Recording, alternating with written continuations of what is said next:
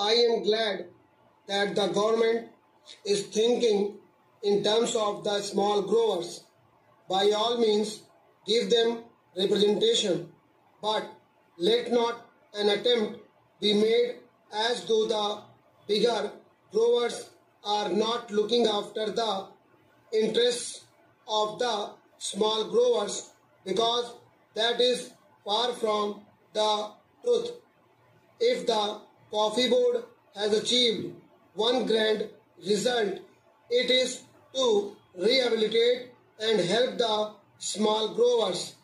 So far as the question of payment from the pool is concerned, the small growers gets the full amount due according to the costing the moment he delivers the coffee. There is a separate method of costing and the whole amount is paid immediately, whereas in the case of the bigger growers it is not so.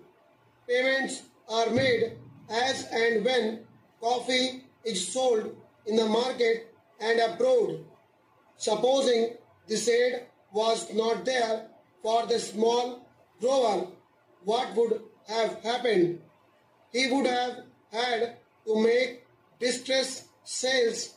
He would have had to take whatever the market was able to offer, and he would not have had the benefit of export prices, which rule as much as 100% over and above the home prices.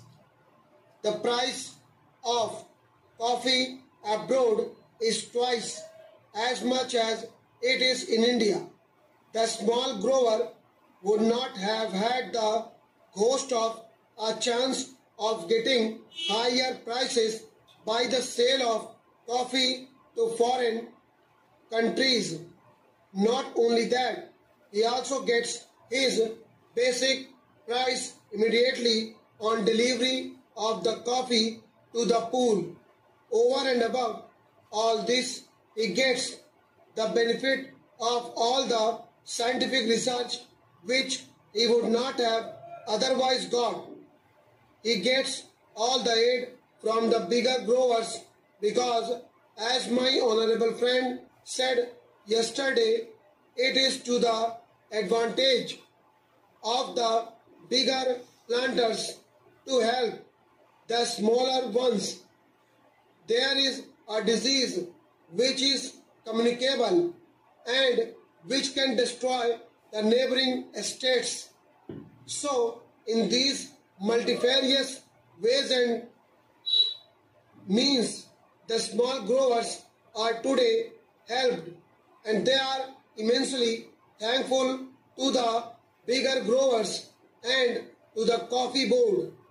Now, a special plea is sought to be entered on behalf of the small growers.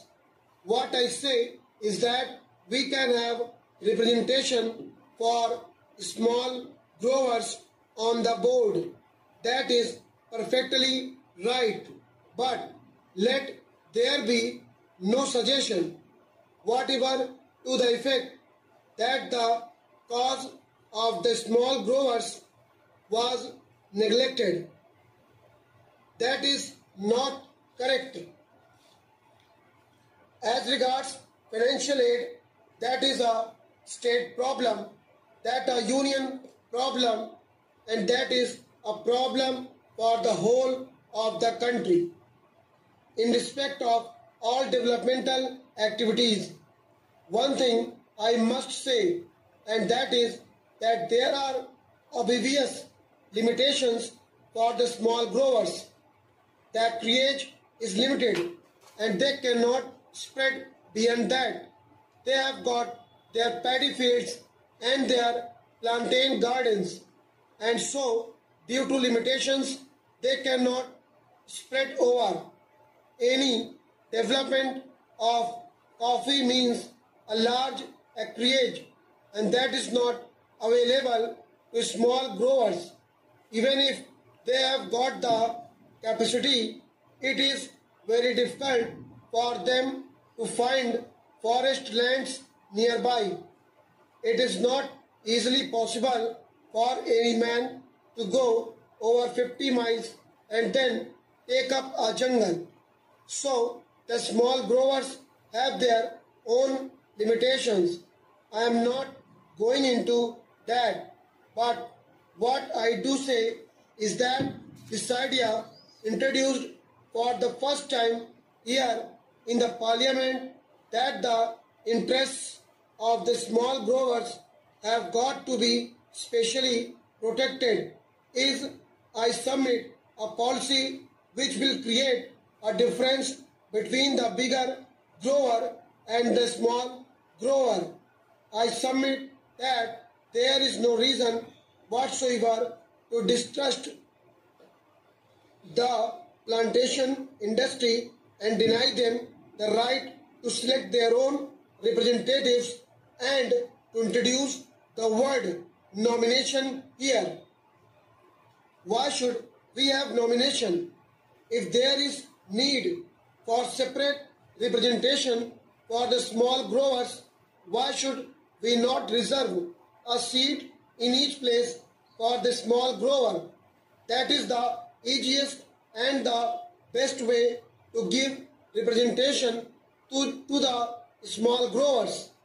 This can easily be done, and therefore I submit that the words "are nominated" may kindly be deleted from the bill. I do not know whether the procedure would permit of it because there are certain difficulties, but in any case, if at least we get an assurance from my friend that these 12 are going to be elected, it would be something gained for a poor like me and for the industry. After the question of constitution of the board comes the question about the chairman. On that question, I hope, sir, that the House will kindly appreciate that for more than one reason it would not be the best arrangement to have a whole-time appointed chairman. There are two suggestions in this connection.